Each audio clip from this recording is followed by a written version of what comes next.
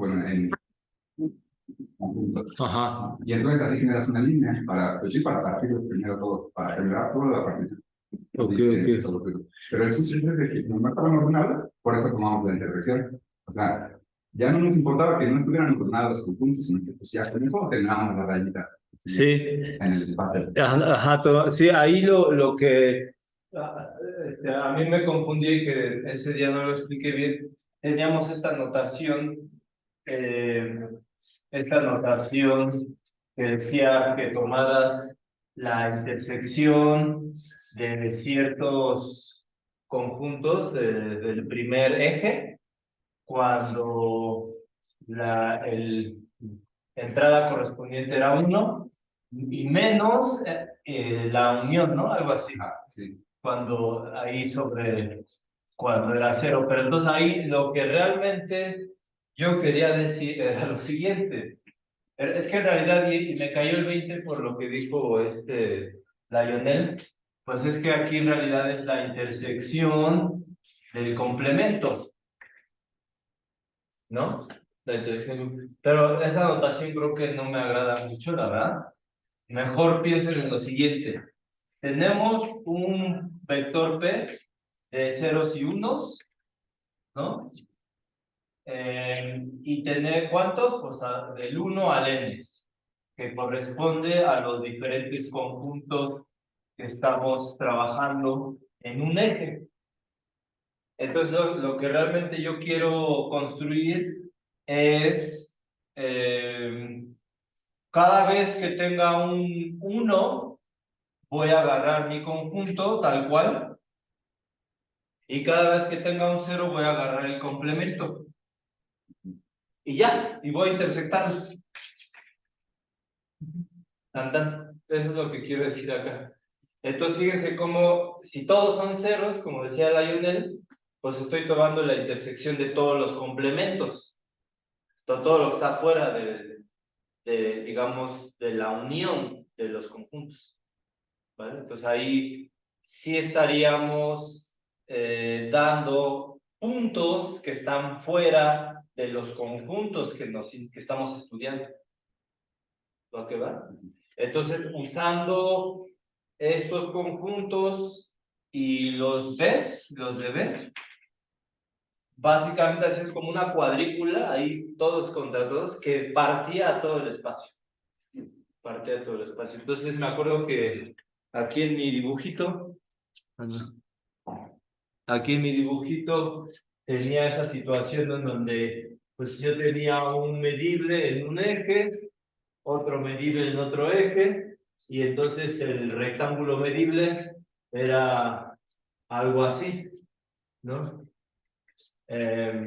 Así se ve más o menos. Depende de cómo se vea los medibles en cada eje. Y entonces al hacer todas esas construcciones, pues hacemos toda una partición del espacio usando estos conjuntos, y entonces teníamos un montón de conjuntos que era de hecho 2 a la n por 2 a la n, y algunos de esos, o sea, un montón de rectángulos, Algunos rectángulos forman parte de mi conjunto original, y muchos otros rectángulos pues son parte del complemento. Entonces eso es lo que realmente queríamos hacer. ¿Okay? Por eso al final decimos, ¿sabes qué? Mi conjunto que me interesa, que es la unión desde J igual a 1 hasta N de los rectángulos AJ cruz BJ, yo lo veo como la unión de estos rectángulos A y B, cruz B y o BJQ, BJQ, siempre y cuando, ¿cómo estaba el asunto? Siempre y cuando el IJ correspondiente, o bueno, por ejemplo, siempre y cuando AI se encuentra en la unión de los AI original, y también el BI. O sea, teníamos aquí un montón de parejas de rectángulos medibles, y entonces podemos llamar a los índices correspondientes como I'. Y o sea, solo me quedo con los que justamente me reconstruyen mi conjunto, y el complemento de ese I' pues me va a reconstruir todo el complemento de mi conjunto original, ¿vale? Entonces, bueno, ahí, aunque ¿qué creen? Que estaba yo checando aquí el libro este que les he recomendado del profesor Chini, y siento que aquí hay un argumento pues sencillo para tratar de ver de que tenemos una álgebra. Entonces creo que mejor voy a comentarles esto, me agrada la verdad. Y entonces lo siguiente, a ver, dejen quitar esto tantito. ¿Cómo ven? ¿Preguntas de eso? Sí, sí, más o menos. O sea, obvio, pueden si quieren checar los detalles ahí, los que tengo, pero es esto lo que yo estaba tratando de decir, ¿ok?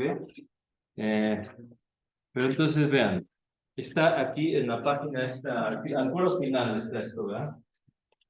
Bueno, entonces, a ver si que quede grabado ahí. Bueno, entonces tenemos que, o sea, el lema que queremos demostrar es que eso que yo llamé H sub 0 es una álgebra, ¿vale? Y algo que se veía claro es que la unión de dos elementos ahí sigue estando ahí dentro. ¿Cómo ven? ¿Eso sí se veía claro? Eso sí, creo que sí, ¿no? Bueno, entonces aquí lo que proponen en esta demostración es primero checar qué pasa con la intersección. Entonces imagínense que tenemos dos conjuntos, dos elementos en H0, que son esta unión desde igual a 1 hasta n de AI cruz BI, y otro conjunto aquí le llaman F, que es la unión desde J igual a 1 hasta M de conjuntos CJ cruz DJ. ¿Vale? Entonces, tengo dos elementos en esta estructura H0 y quiero ver cuál va a ser la intersección de estos dos conjuntos. ¿Okay? Entonces, ¿cuál va a ser la intersección de estos dos conjuntos?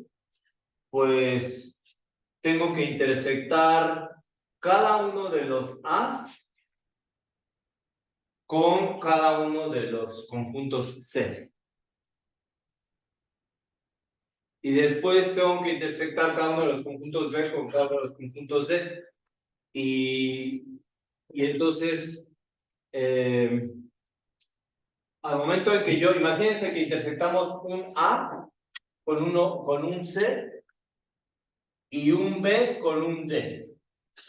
Entonces, esas dos intersecciones las junto para crear un rectángulo medible. Y entonces ese pequeño rectángulo medible va a ser parte de la intersección, ¿va? Porque estamos justamente intersectando un elemento aquí y tomando el producto cartesiano con otra intersección de estos dos. Entonces, al final del día, fíjense cómo voy a escribir esta intersección.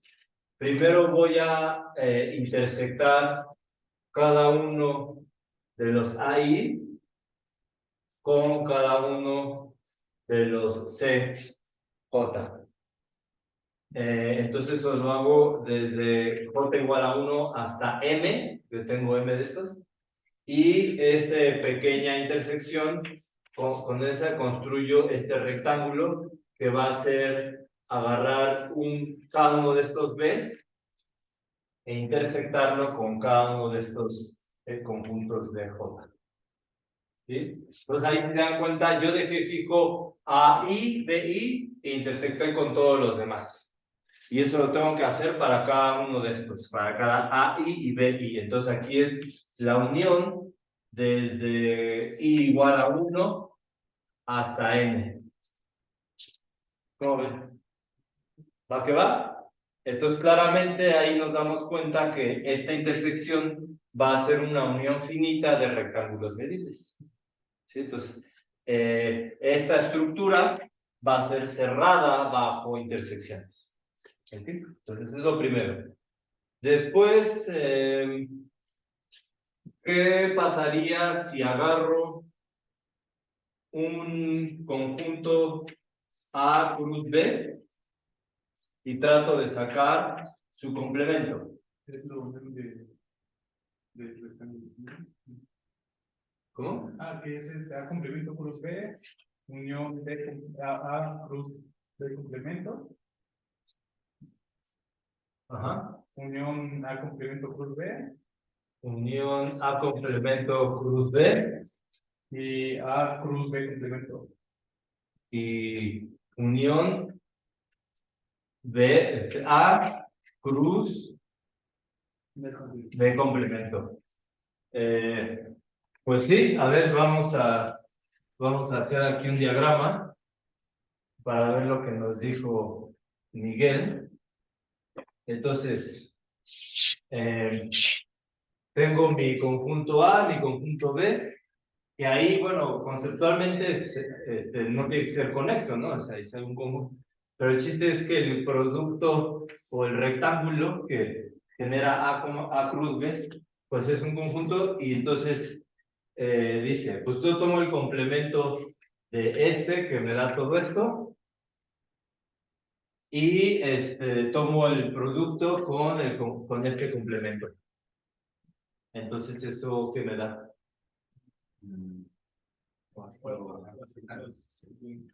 Ahí está.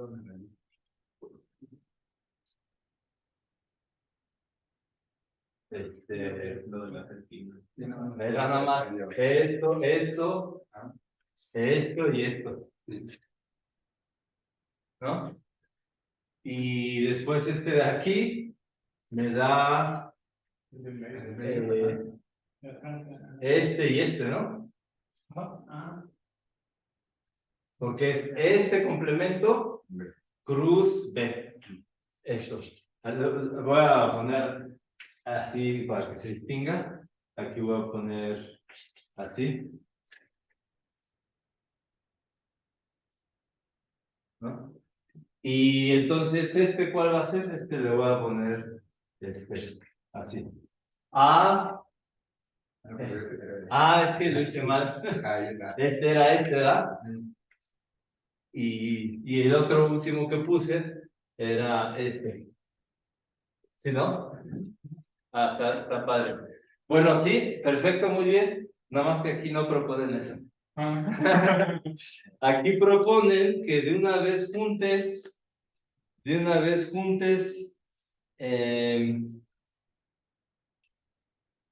es que fíjate. A ver. Bueno, lo voy a poner primero y ustedes dirán. Aquí proponen esto. Proponen que este complemento lo veas como A complemento cruz B, que es de hecho, unión, todo X cruz B complemento. O sea, lo que aquí dicen es que juntes estos dos en uno. Porque aquí cruz estos dos te forman todo el espacio. Pero al final de cuentas es lo mismo, porque estás viendo tu conjunto como una unión finita de medibles. ¿Lo que va? La que más les guste, a Miguel le gustó descomponer todo. Bueno, entonces ahí está, ese cerrado bajo complementos.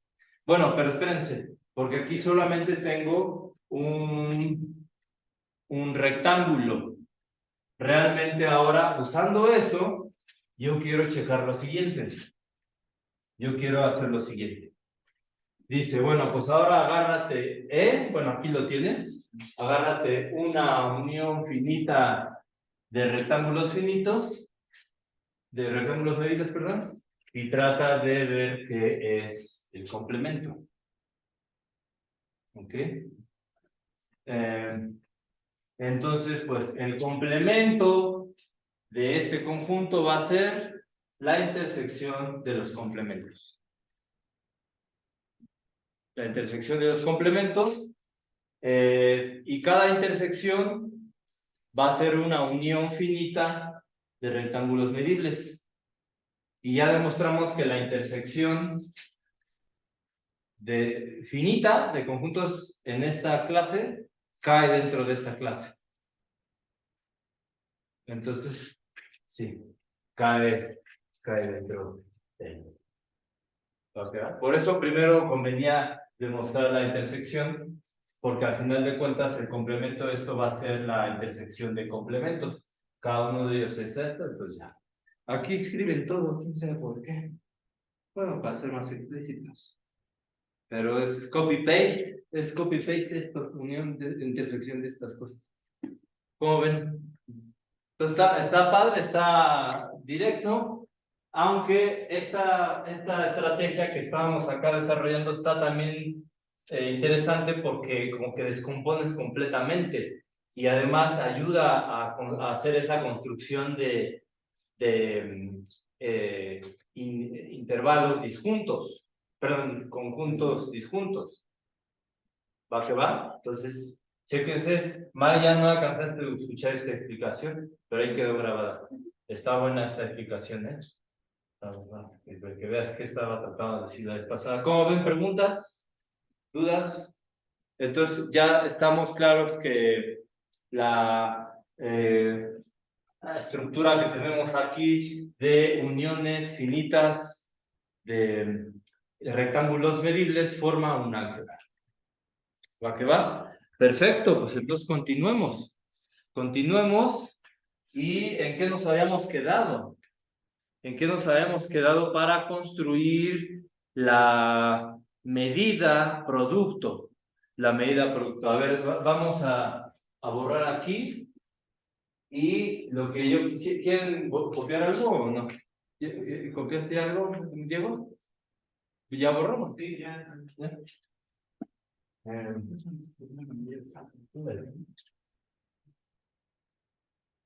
Bueno, entonces, compañeros, check it out.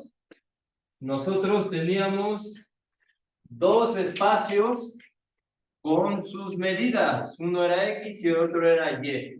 Este tenía una sigma álgebra F y este tenía una sigma álgebra G caligráfica con su medida. Y entonces decimos, ¿sabes qué? Quisiéramos en este espacio que le vamos a llamar Z, que es el producto cartesiano, construir una sigma álgebra y una medida. Y entonces, pues uno dice, pues, ¿qué tal que mi sigma álgebra en este espacio producto sea la generada por esa que yo había llamado H sub 0? H sub 0 era unión de rectángulos medibles, unión finita. ¿De cuáles medibles? Pues de este con este. Y después decimos, pues genérate en este espacio la sigma álgebra más pequeña que contenga esa estructura, a esa álgebra. Y entonces ahora la pregunta es, bueno, entonces, ¿cuál va a ser la medida en conjuntos aquí en Z? ¿Cuál va a ser la medida? Bueno, pues primero, como yo la quiero definir sobre esta sigma álgebra, pues primero trato de definir la medida sobre el álgebra. Sobre el álgebra, ¿no? Entonces decimos, a ver, si agarramos un elemento en el álgebra, esa es una unión, lo puedo ver como una unión finita de rectángulos medibles. Aunque en realidad pueda haber diferentes formas de escribir este mismo conjunto. O sea, tú puedes escribirlo de otra manera, con otra cantidad finita de intervalos disjuntos. Creo que no hablé correctamente. O sea, agarramos uno aquí, sabemos que es de esta forma y sabemos que podemos pensar que son disjuntos. ¿Qué es lo que es disjunto? Cada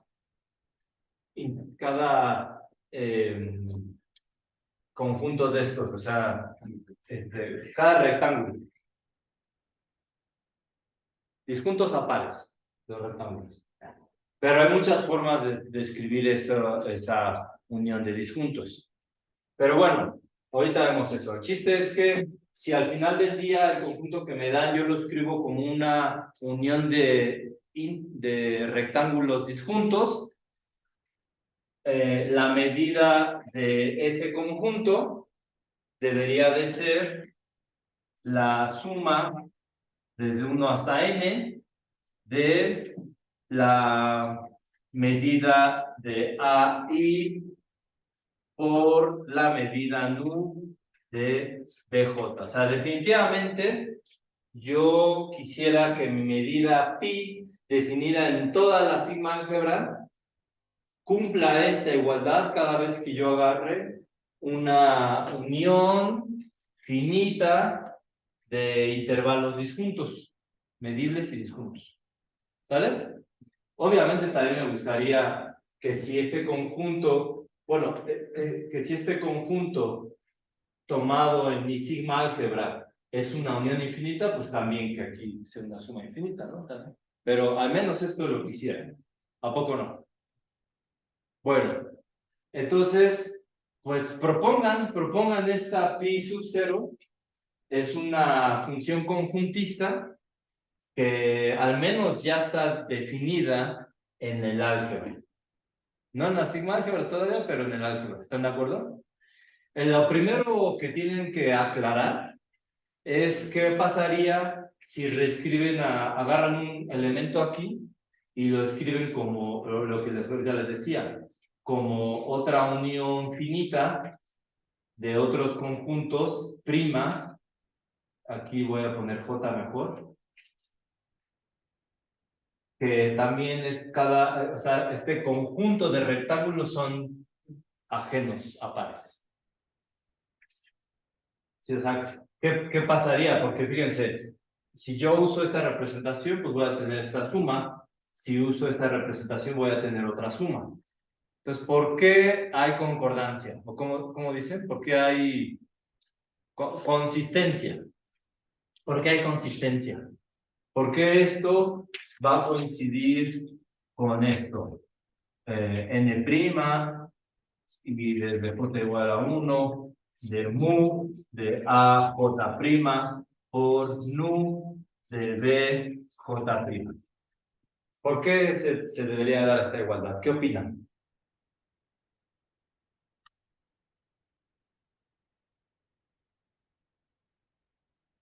Fíjense que algo que nosotros demostramos algo que nosotros demostramos es lo siguiente. Si nos dan, ¿cómo estaba ahí? A ver, déjenme chequear.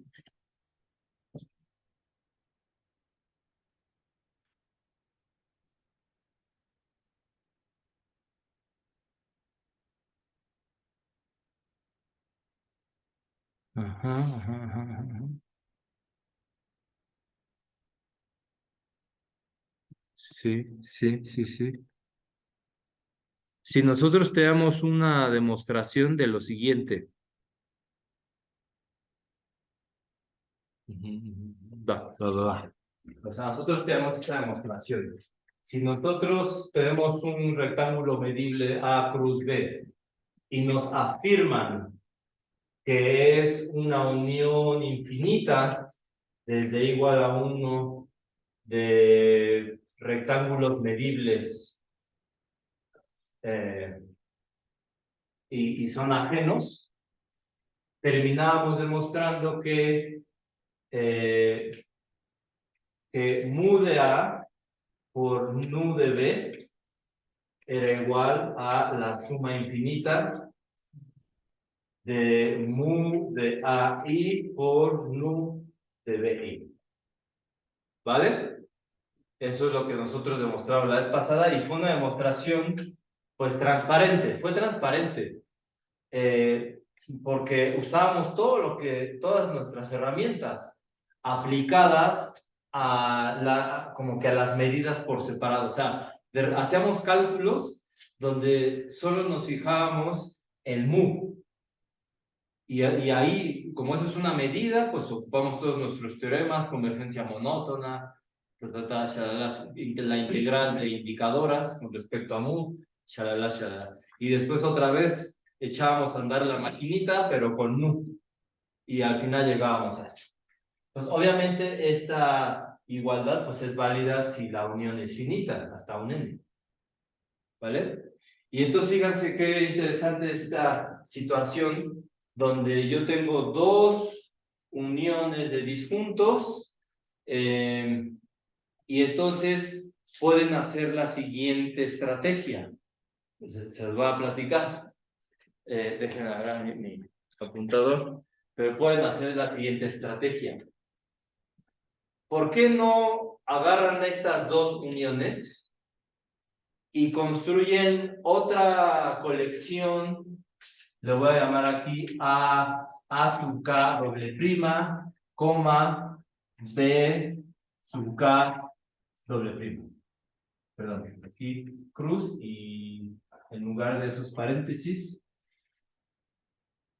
mejor voy a poner estas llaves. Ahorita les voy a decir. Entonces, hagan esta estrategia. Intersecten cada uno de los A, de aquí arriba, con cada uno de los A'. Cada uno de los B's con cada uno de los B'. En pocas palabras, hacen todos contra todos. Todos contra todos. Entonces, cada uno de estos rectángulos proviene de hacer esas intersecciones.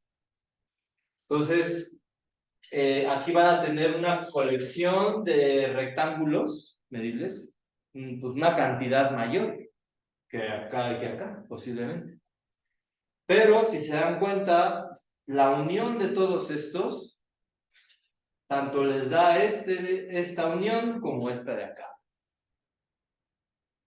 Porque digamos que ustedes pueden verlo de las dos maneras.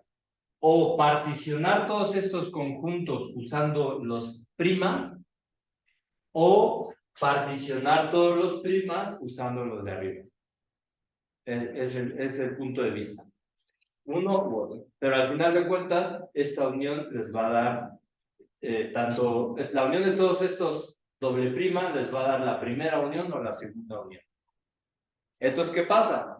Pues que si yo aplico esto que ya había demostrado para, digamos, para una cantidad finita,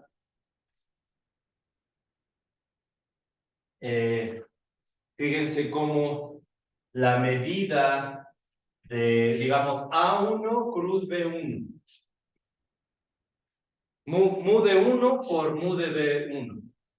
Pues esa pequeña multiplicación, cuando i es igual a 1, va a coincidir con una suma finita particionando con respecto a prima. Que de hecho es medir alguno de los doble prima. ¿Sí? Y viceversa. Si yo trato de ver qué pasa con A1' cruz B1', ese pequeño rectángulo realmente lo puedo ver como la unión finita de rectángulos donde estoy partiendo a A1', B1' usando los de arriba.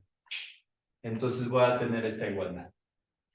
Entonces no importa cómo lo vean, siempre van a llegar a que la suma les va a dar lo mismo. ¿Sí? Al final yo podría escribir, ¿sabes qué? Tanto la de arriba como la de abajo va a ser igual a la suma hasta n', desde que igual a 1, de la medida de A sub K', nu sub B nu de B sub K sobre phi. O sea, me va a dar lo mismo. Me va a dar lo mismo. Entonces, ¿qué checamos ahí? La consistencia. La consistencia. Estamos viendo que efectivamente esta propuesta va a ser consistente. ¿Cómo ven? ¿Preguntas? Ahorita voy a proyectar las notas para que vean que ahí está todo. Pero quiero que lo comprendan bien. ¿Va? Bueno, entonces, ¿qué pasaría si ya tenemos una propuesta consistente? Voy a borrar todo esto. Entonces, ¿cuál es mi propuesta? Definir una función conjuntista sobre el álgebra de esta manera. Agarro un elemento en mi álgebra, la escribo como unión finita de disjuntos. Yo ya sé que no importa cómo lo reescriba esta unión finita. Propongo este número y es consistente. Entonces ya tenemos un candidato a extender a toda el álgebra, a toda la sigma álgebra. ¿Qué necesitaríamos para extenderla? Contablemente aditiva. ¿Sí? Bueno, aquí me está faltando decir que estos espacios son... no, eso todavía no lo necesito. Solo son dos espacios con medida. Tengo esta medida propuesta sobre el álgebra y si logro demostrar que esa medida es contablemente aditiva, o sea, función conjuntista es contablemente aditiva, puedo ocupar el teorema de Carathéodory, que me va a decir, ¿sabes qué? Hay una extensión. Y si además asumo que estos espacios son cada uno de ellos sigma finita, puedo, fíjense, si tienen que cada uno de ellos es sigma finita, pueden verificar que esta función conjuntista sobre la sigma álgebra generada por el álgebra es también sigma finita. Y entonces el teorema de extensión de Hahn les garantiza que es única. ¿Sí? ¿Está clara la estrategia? Bueno, entonces, ¿cómo checamos que efectivamente es contablemente aditiva? Pues lo de siempre, ¿no? Agarramos un conjunto en el álgebra. No, más bien, eso no, sí. Agarramos una colección. Agarramos una colección numerable de elementos en el álgebra. Tomo la unión de todos ellos y me afirman que caen en el álgebra. Y son disjuntos. Estos son disjuntos. Y entonces quiero verificar que pi de la unión es la suma de las medidas.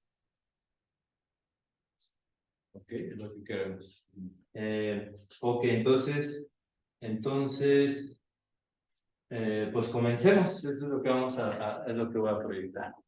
Aquí lo primero que ustedes saben en este tipo de ideas es que si les afirman que esta unión infinita de disjuntos cae en el álgebra, pues entonces debe de ser una unión finita de rectángulos medibles. Así vamos a empezar. ¿Ok? ¿Preguntas? ¿Preguntas? ¿No? Ya voy a bajar el telón. Ya voy a bajar el telón.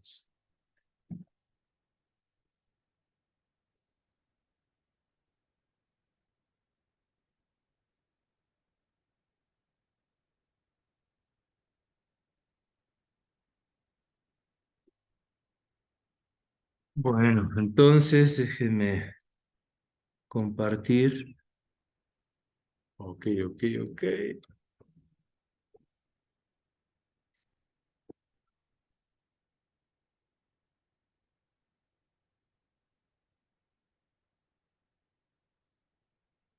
Bueno, miren, aquí está lo que ahorita les platicaba.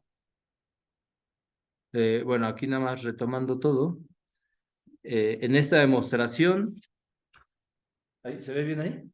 ¿O borroso? Sí.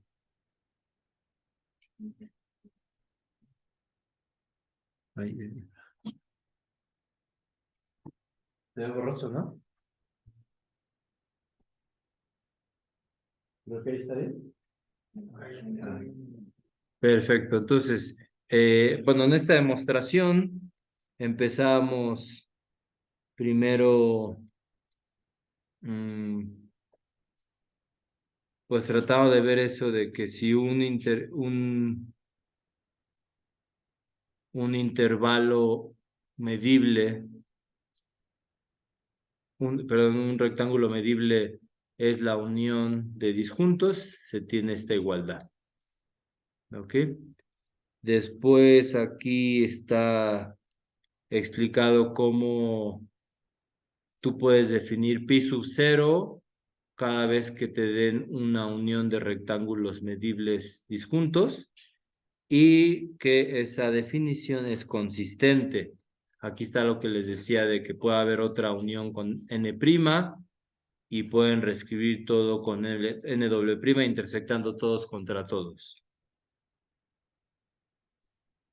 Y pues aquí vamos a ver que es contablemente aditiva. Entonces, agarramos elementos E sub L disjuntos y la unión vuelve a caer en el álgebra. Entonces, esa unión infinita la podemos ver como una unión finita. Bueno, aquí hay un pequeño simplificación al escribir, porque observen, cada uno de estos E sub L es a su vez una unión finita de rectángulos disjuntos. Entonces, pues de una vez aquí en esta unión infinita, cada uno de ellos reescríbanlo como una unión finita. Entonces, como que renumeran todo, renombran todo, y al final esta unión finita la ven como una unión infinita, esta unión infinita como una unión infinita de rectángulos disjuntos. ¿Sí? Solo como que en cada uno de estos lo expandimos. ¿Va? Y como nos afirman que esta unión infinita cae en el álgebra, yo la puedo ver como una unión finita de otros medibles, C sub K, cruz de sub K. ¿Ok? Bueno, entonces así empezamos a hacer los cálculos y veamos. Fíjense cómo nosotros, cada uno de estos conjuntos, podemos recuperarlo o reestructurarlo o descomponerlo usando estos de acá. Lo único que hacemos es intersectar CK cruz DK con cada uno de los intervalos de los rectángulos que están del lado izquierdo. Entonces, ¿qué pasa? Que C sub K cruz D sub K es la unión que puede ser numerable, puede ser infinita, de estas intersecciones. ¿Ok? Entonces, un rectángulo intersectado con otro rectángulo es AJ intersectado con C sub K y BJ intersectado con D sub K. Entonces, eso es lo mismo. Entonces vean por favor cómo estamos reescribiendo este rectángulo como una unión numerable de estos rectángulos de acá que son disjuntos. Y entonces nosotros ya demostramos que pi 0 de este producto, que sería mu de C sub K multiplicado por nu de DK. Eso debería ser la suma infinita de mu de estos de aquí multiplicados por nu de estos de acá. Pero, bueno, eso que dije, mu nu, pues es mi definición, o sea, mu por nu es mi definición de pi 0. ¿Va? Nada, lo estoy escribiendo ahí, ya con mi definición de pi 0. Entonces, eso Eso le llamamos doble estrella. Y entonces,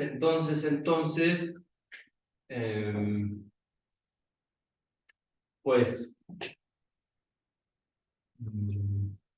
pi, a ver, vamos a ver.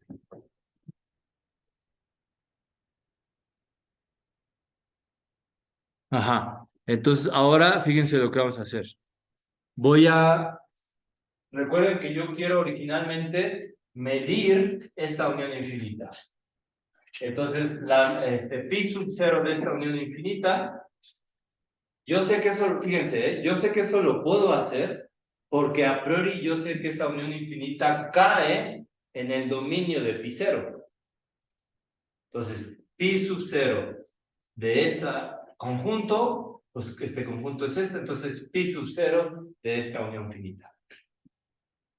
Y como como estos son disjuntos, pi sub 0 de esta unión finita va a ser la suma de pi sub 0 de cada uno de estos rectángulos. Pero pi sub 0 de cada uno de estos rectángulos es esta unión infinita, es esta suma infinita. Entonces, eso es lo que vamos a escribir. Entonces veamos. Pi sub 0 es esto, que coincide con pi sub 0 de esta unión finita. Aplico la definición, como esta unión es finita, aplico mi definición de pi sub 0, es la suma finita. Aplico aquí que cada uno de estos, para cada k fijo, este número es esta suma infinita. Bueno, esta suma que posiblemente es infinita. ¿Ok? Como yo sé que esta doble suma es un número que originalmente era finito, pues esta suma es absolutamente convergente y son números no negativos, entonces puedo intercambiar las sumatorias. Entonces sumo primero con respecto a acá. Pero entonces, si nosotros sumamos primero con respecto a acá,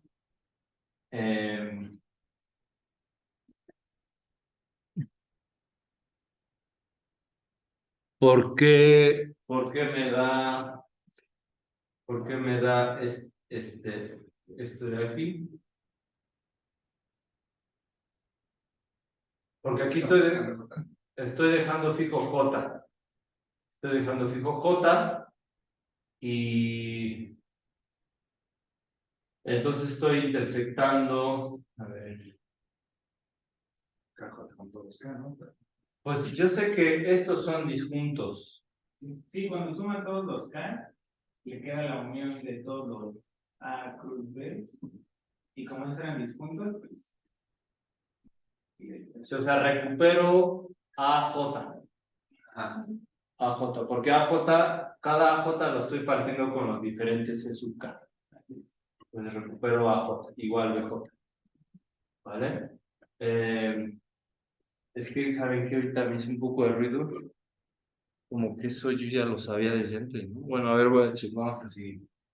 Entonces, llegamos a esto. Y entonces, ¿qué estamos concluyendo? Que estamos concluyendo que pi de esta unión infinita de lo que originalmente eran L, pues coincide con pi de esta unión, que al final coincide con esta suma, que es la que tengo. ¿Vale? Y aquí, pues, vean lo siguiente, por favor. Vean que yo creo que aquí hay que poner pi sub 0,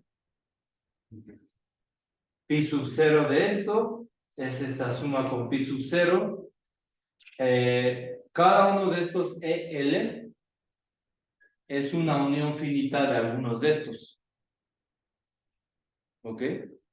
Entonces, aquí como que junto aquí varias secciones de esta suma infinita, junto varias secciones para construir cada uno de estos EL. ¿Ok?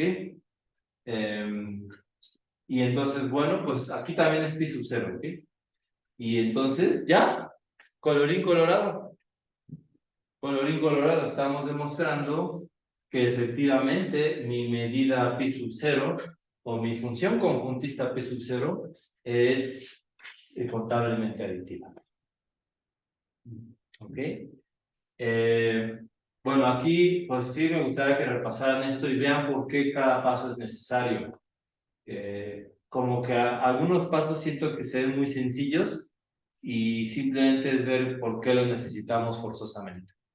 No, no podemos hacer como otros atajos. Ok, entonces pues ahí está, compañeros. Podemos ahora ocupar nuestro teorema de Kara-Teodori, que nos afirma que esta pi sub 0 se extiende a una medida, al menos a una medida, sobre toda la sigma álgebra. Tan, tan, tan, tan. Pero bueno, ahí no sabemos que esa extensión sea única. Eso lo vamos a asegurar si esta pi sub 0 es contablemente, es sigma finita. Sigma finita. Entonces, ¿qué pasaría, compañeros, si a ustedes les afirman que tanto el primer espacio como el segundo, las medidas mu y nu, son sigma finitas? Entonces, mu, que está sobre X, y nu, que está sobre Y, son sigma finitas. ¿Cómo demuestran que pi 0 sobre Z es sigma finita? ¿Qué propondrían? Porque aquí recuerden que X y Y lo pueden descomponer como una unión numerable de conjuntos que, midiéndolos con mu y con nu, son finitos. Entonces, ¿qué propondrían? ¿Eh? Con todos, creo que sí.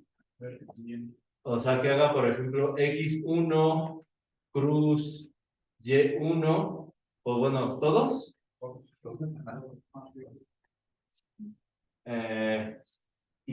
Ok, después, ahí tengo una cantidad numerable. Después X2, cruz Y, y también otra cantidad numerable. Y así me voy. ¿Y ahora? ¿Unión de numerables es numerable? Sí. Ok. Entonces sí. Entonces ahí tengo una unión, cada uno de estos. Ah, pero espérense. Bueno, más bien cada uno de estos es de medida finita con pi 0. ¿Por qué? ¿Qué pasa cuando hago rho pi 0 de X, Y cruz Y, J? ¿Eh? El producto de las medidas. Es el producto de las medidas y ya sé que son finitas, ¿va? Entonces, yes, ay, ya perfecto. Entonces, si tenemos una pi 0 bajo esas hipótesis, va a ser sigma finita. Vean que si una es sigma finita y la otra no, pues entonces, who knows, ¿verdad? ¿Quién sabe? Pues hay que tener cuidado, pero puede ser que se enfrenten a un ejemplo en donde, aunque no sean sigma finitas, pues sí haya unicidad de la extensión o cosas así. Bueno, ahí está lo que ustedes dijeron, ahí está, tan tan. ¿Preguntas? ¿Cuestionamientos? ¿A dónde vas, Omar? ¿Todavía no acaba la clase? No, ya sé. Voy a checar su WhatsApp. Bueno, ¿qué tenemos aquí, compañeros? Tenemos un ejemplo de cómo puede haber una extensión que no es única. Entonces, el ejemplo patológico, la verdad, está muy patológico, pero pues es un contraejemplo. Dice lo siguiente: piensen que el espacio son los reales, tanto X como Y. Las sigmas álgebras son igual a la misma, la potencia bastante, pues la más grande posible. Y supongan que mu es igual a nu. definida de la siguiente manera. Fíjense que yo no pude ahí haber agarrado la de Lebesgue, porque si mi sigma álgebra es todo el conjunto de potencia, pues ahí no está definida la de Lebesgue, ¿verdad? Habría conjuntos no medibles. Pero entonces, si me dicen que la sigma álgebra es la potencia, pues ¿cómo van a ser estas medidas muy nu? Pues están re feas, véanlas. Mu va a ser 0 o infinito. Nada más, toma dos valores. Si es contable o no, ¿vale? Pues ahí está, dos espacios con cada espacio con su sigma álgebra y estas medidas, sí son medidas, ¿verdad?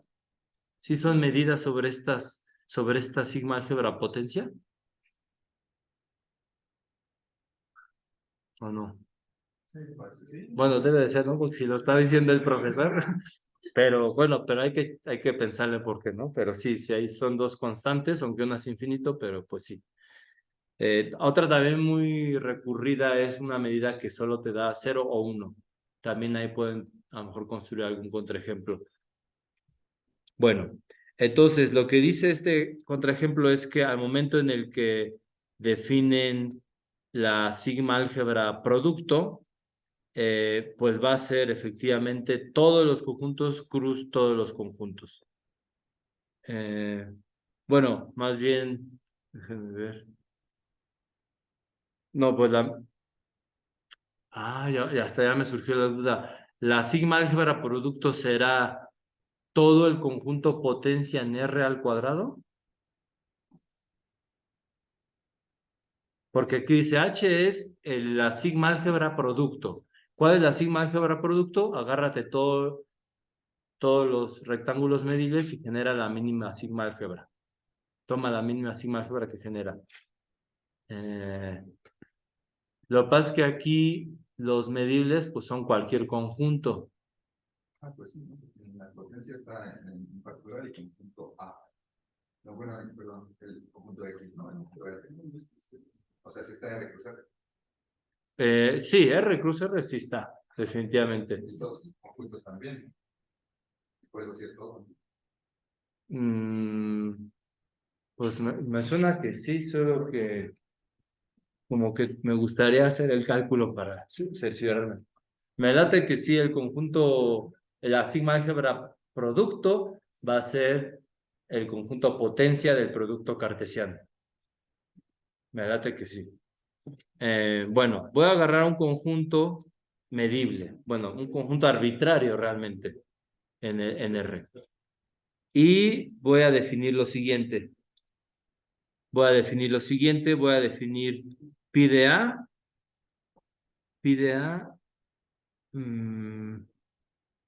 como 0 o infinito. 0 si se puede escribir como la unión de F y G, donde F y G están en H, donde la proyección de F en X y la proyección de G en Y son contables. Se me hace que aquí me equivoqué, tal vez quise poner A en H. A en H. O sea, básicamente como que estos conjuntos que estoy midiendo aquí, pi de A, son uniones de dos conjuntos que si el primero lo proyecto en una coordenada me da algo numerable y si el otro lo proyecto en la otra coordenada me da algo contable. Les voy a dar un ejemplo para que aquí... Sí, esto sí me acuerdo que lo he pensado. Está bien patológico, pero esto, fíjense. Aquí estamos en los reales, entonces tenemos un poco más de visualización. Aquí está R. Me lo voy a poner así como debe ser. Ahí está R2. Y entonces vean este conjunto. Puras rayitas así. Y lo uno con todas estas rayitas. Definitivamente, toda esa cuadrícula es un conjunto que contiene una cantidad no numerable de puntos. No numerable de puntos, pero entonces fíjense, ese es mi conjunto A. Si yo proyecto en X, voy a tener estos puntos. ¿Vale? Y si yo proyecto en Y, pues voy a tener estos otros puntos. Pues ahí se ve cómo esta cuadrícula que dibujé sí va a cumplir esta propiedad. Y entonces la medida que defino aquí va a ser 0. Entonces, ahora fíjense, otro ejemplo es este. Aquí está R2 y fíjense mi conjunto. Fíjense mi conjunto,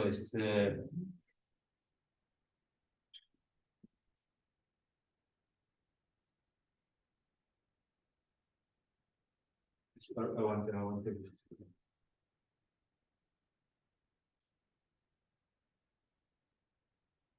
No, espérense, creo que me equivoqué acá.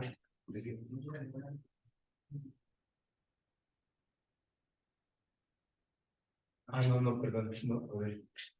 Es que si yo proyecto esto me va a dar todo este intervalo, ¿no? Ay, chispas. ¿Qué hice? No, pues el primer conjunto son las líneas verticales, el segundo son las líneas verticales. Ajá. O sea, si yo proyecto en X, ¿qué obtengo? Pero tiene que proyectar las verticales en Ah, sí, está bien, ¿no? Sí, Proyecto sí. A ver, eso es lo que quiero dibujar aquí, que era... Es que, miren, basta con que yo dibuje esto, fíjense. ¡Pum! Ese es mi conjunto.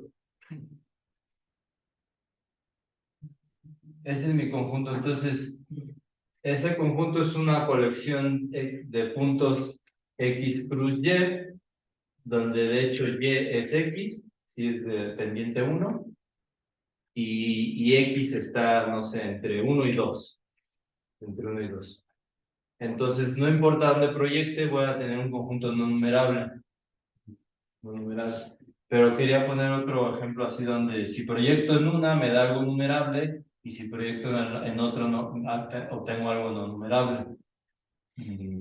una línea paralela. Cualquier... Una línea cortada.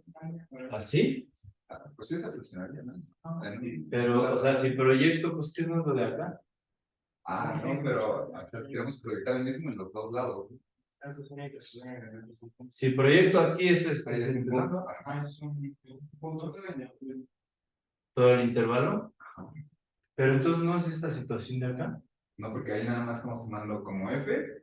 Bueno, tiene que ser dos, ¿no? Una son las líneas verticales y entonces ahí dice que F proyectado en X y es contable, ¿no? Y el G, que son las líneas horizontales, proyectado en Y, también es contable. Sí. Sí, pues sí, exactamente. Algo así. El chiste es que este va a tener medida infinita. ¿Vale? Bueno, entonces, pues, si se dan cuenta, estamos teniendo una medida o una función conjuntista que está definida en cierto tipo de conjuntos. A ver, entonces, ¿qué va a pasar con esto? ¿Qué va a pasar con esto? Dice, pues hay que ver que pi es una medida, hay que ver que si pi es 0, A está contenido en una unión contable de líneas, de esta forma o de esta forma. Está contenido, no dice que sea forzosamente así. Y se va a tener que, dado dos conjuntos aquí, pi de este producto es esta multiplicación. ¿Eso se ve? Pues es que o los dos son ceros, o los dos son infinitos, o uno es cero y otro infinito con esta aritmética. Sí, esto es lo que a mí me causa un poco de cortocircuito porque pues uno termina asumiendo este tipo de cosas. Bueno, pero el chiste es que aquí tenemos esta medida y ahora observen esta otra medida. Observen esta otra medida. Esta otra medida dice lo siguiente. Agarran un H.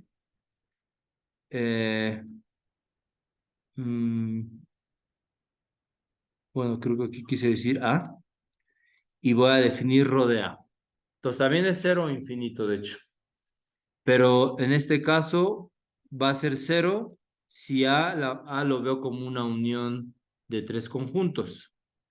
F, G y K. Otra vez, al proyectar F en la primera coordenada y al proyectar G en la segunda coordenada, tengo cosas contables, igual que arriba. Pero ahora, si proyecto K en la diagonal, tengo algo también contable.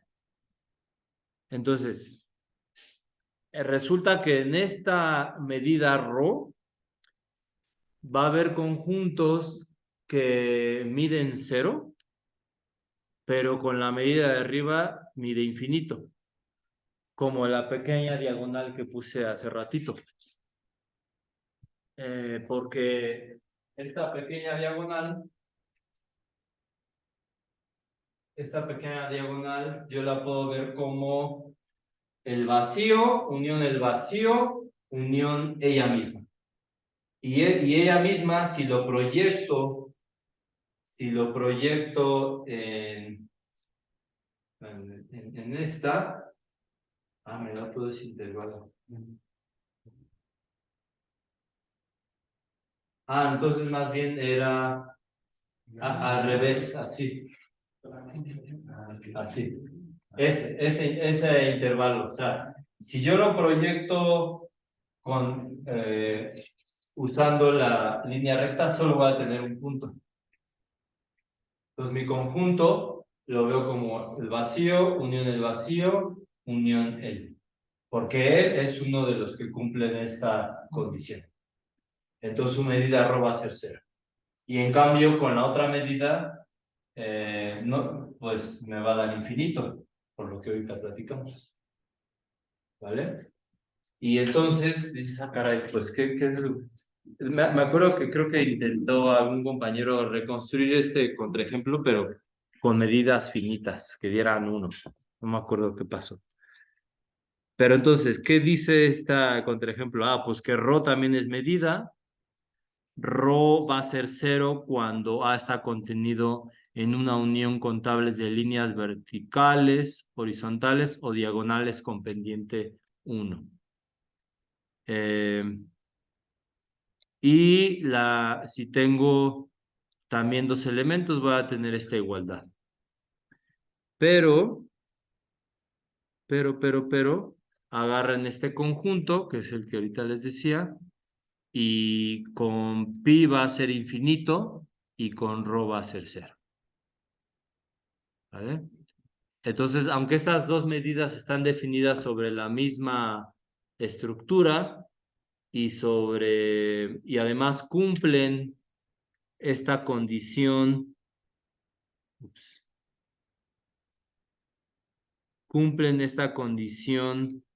de que la medida de rectángulos medibles es la multiplicación de medidas, pues no va a haber unicidad. O sea, son dos medidas que actúan en el mismo lugar, cumplen esta igualdad, pero hay un conjunto donde son diferentes. Entonces, es lo que dice el contraejemplo. Entonces, está un poquito patológico.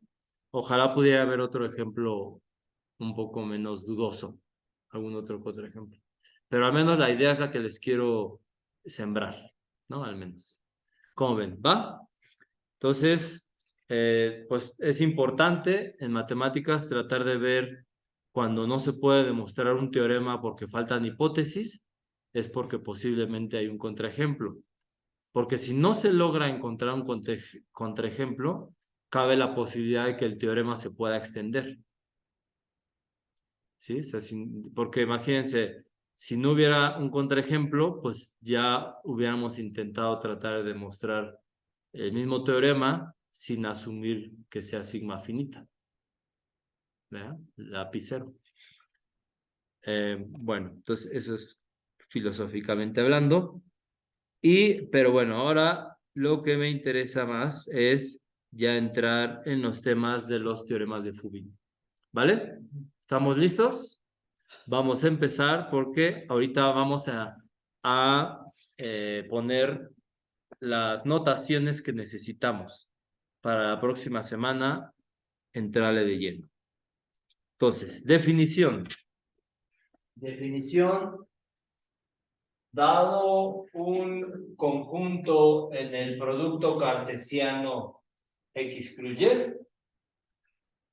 y dado un punto X fijo en el primer espacio, la X rebanada de E va a ser E sub X dado por todos los Y's donde la pareja X, Y se encuentra en E. Entonces está bastante sugerente el título, el nombre, porque lo que acá hacen es así, agarrar una rebanada. ¿En dónde? En donde está X minúscula. Bueno, aquí debería de hacerle así. Debería de hacerle así. O sea, está mi conjunto, ahí arbitrario.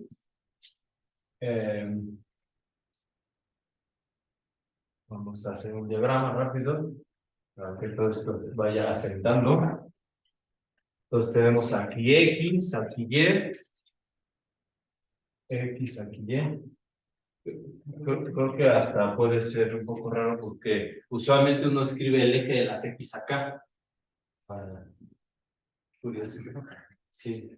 Entonces, bueno, ahí está mi conjunto. Dejo un X fijo. Y entonces la X rebanada de mi conjunto. Aquí tengo un conjunto E. Ese es mi conjunto E, perdón. Este es mi conjunto E. Entonces la E sub X rebanada va a ser todos los puntos en Y donde al tomar la pareja X cruz algo está entonces en mi dibujo es toda esta pequeña sección. Toda esta pequeña sección y la E sub Y rebanada, dejo un Y fijo, un Y minúscula. Entonces tomo todos los puntos en X, donde al tomar X cruz Y se encuentra en mi conjunto E, que es ese pedacito. ¿Vale?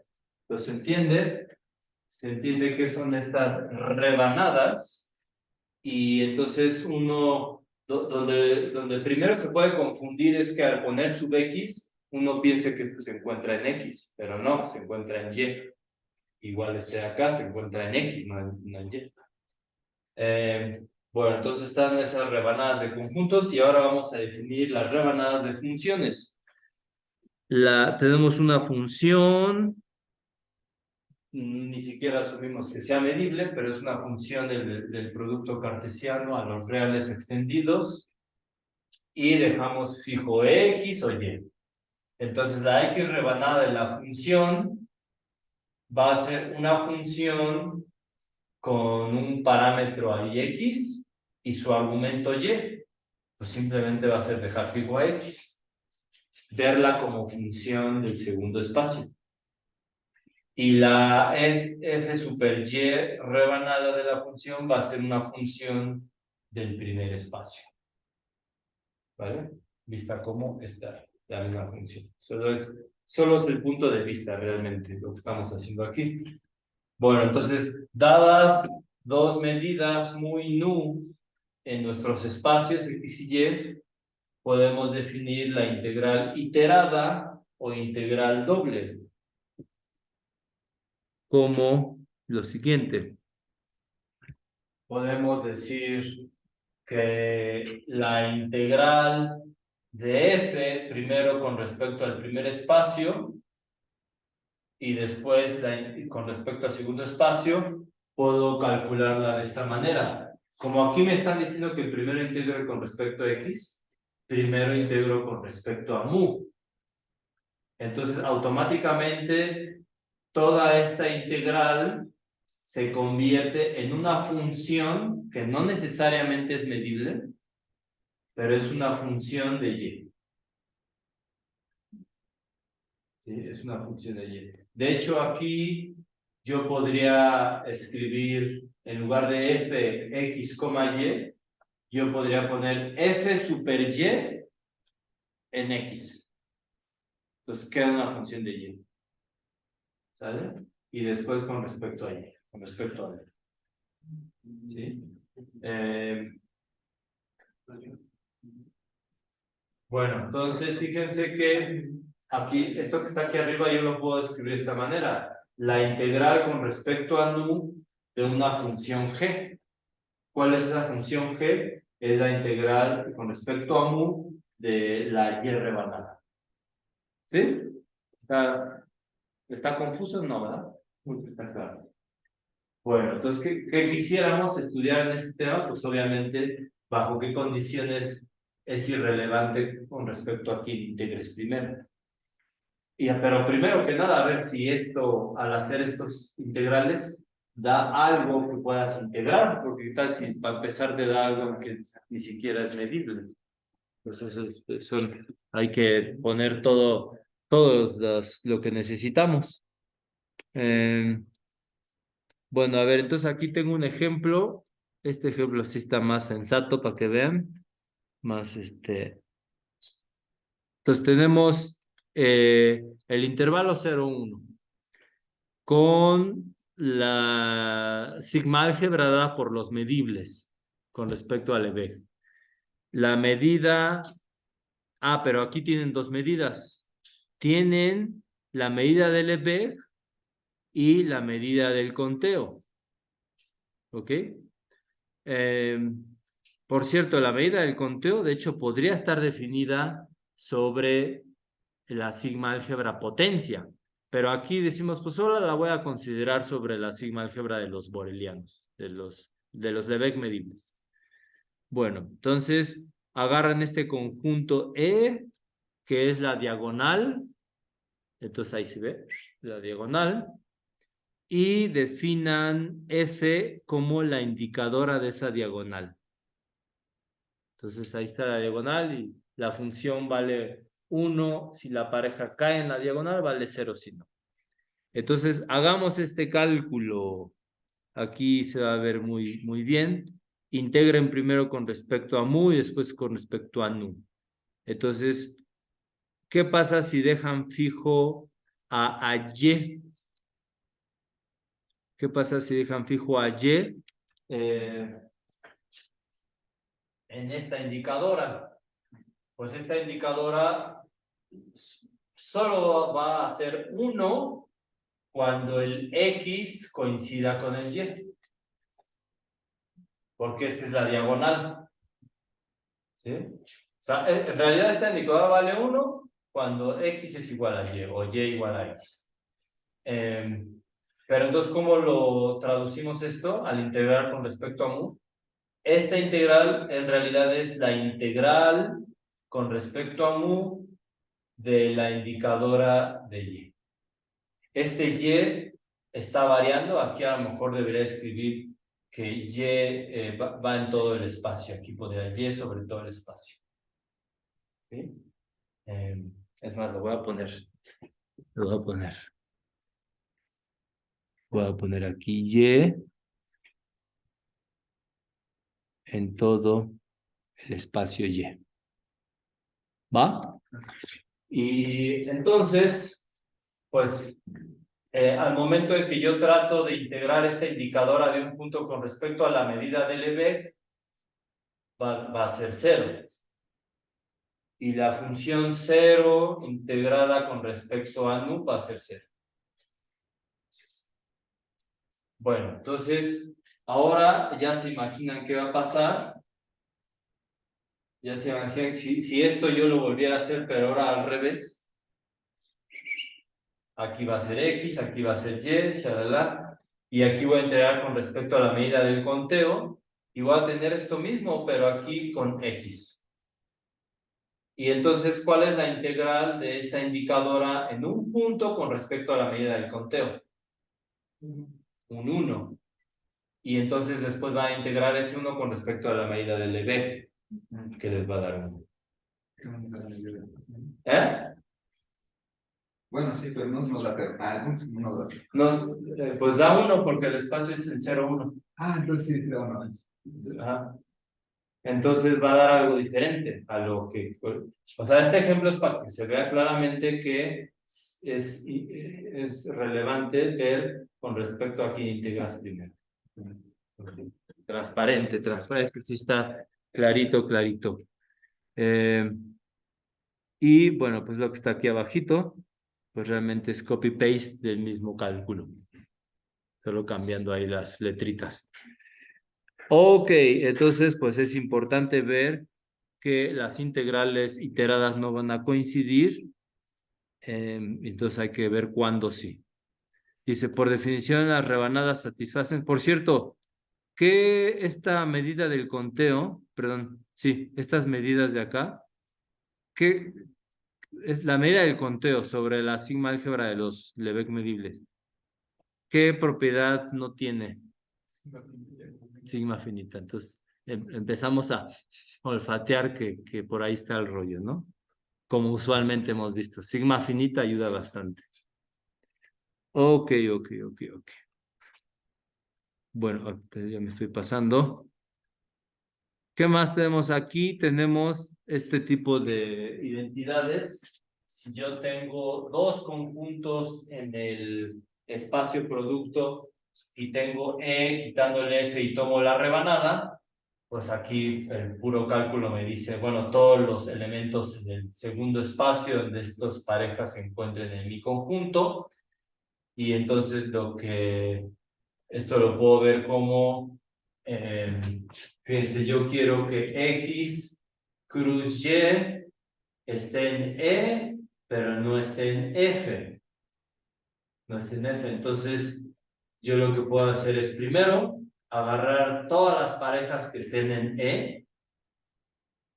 Aquí tengo X fijo, todas las parejas que estén en E, y simplemente quito todas las parejas que estén en F. El X está fijo.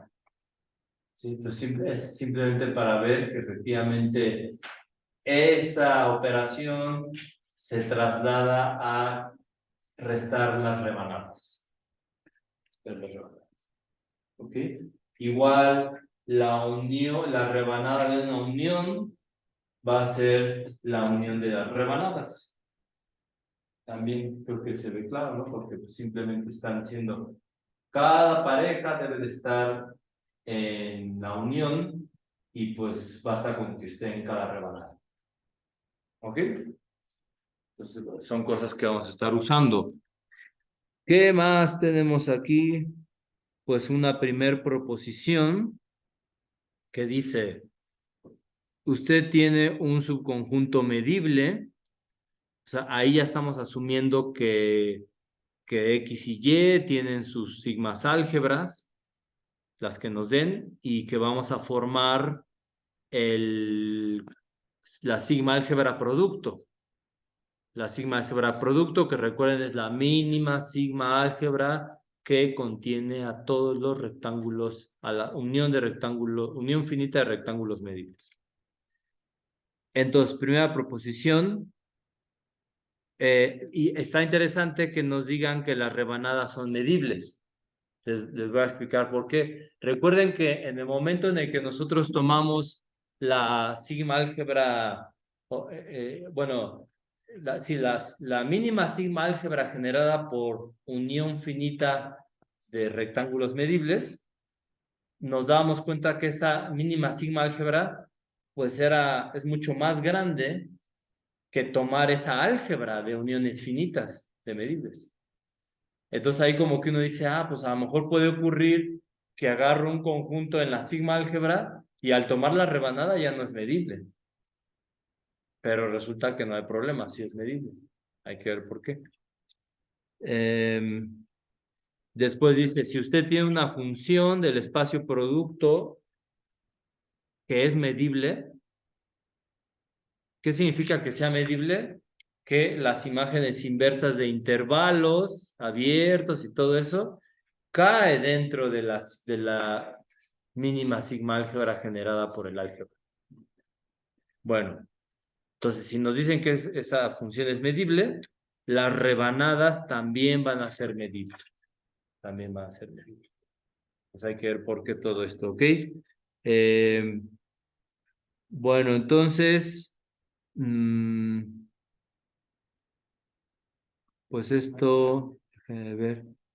Sí, pues no está, no, ok, no está tan difícil, pero voy a sugerirles que le echen una pensadita antes de que lo veamos la próxima semana. O sea, antes de que veamos la demostración, traten de demostrarlo ustedes, porque, ¿qué creen? Yo siento que a esas alturas ya tenemos los conocimientos y habilidades para demostrar esto por nosotros mismos, ¿vale? Digo, lo vamos a ver, pero traten de hacerlo ustedes porque, ¿qué creen? Les sirve para repasar los conceptos que hemos visto. Pero mejor aún, les sirve para seguirse entrenando. Hay que estarse entrenando porque ya la lucha está próxima. Los rounds están próximos. Entonces hay que estar entrenando para tener nuestra mente lo más ágil posible. Entonces inténtenle y ya el martes vemos qué ocurrió. ¿Les late? Obviamente, como ustedes se imaginan, todo esto nos va a ayudar para llegar a los teoremas de Fubini. ¿Qué nos dicen los teoremas de Fubini y de Tonelli? ¿Bajo qué condiciones podemos intercambiar? Y más aún, fíjense que aquí tenemos 3 tipos de integrales. Podemos integrar con respecto a X y después con respecto a Y. Al revés, o integrar la función F con respecto a la medida producto. Entonces son 3 posibles números diferentes. 3 posibles números diferentes. Es más, estarían padres, ¿saben qué? Construir un ejemplo como el que ahorita vimos, donde estas integrales iteradas difieran y además la integral no iterada sobre una función les dé otro número que ni siquiera coincida con las integrales iteradas. O sea, 3 números diferentes. ¿Existirá eso? Quién sabe, ¿eh? Habrá que investigar. Bueno, entonces así le dejamos. Por favor, sigan haciendo los problemas. Entonces, de Radón y Codín, y pregunten ya dudas. Porque terminando esta sección va a ser el tercer examen parcial. ¿Vale? Bueno, listo, pues vámonos.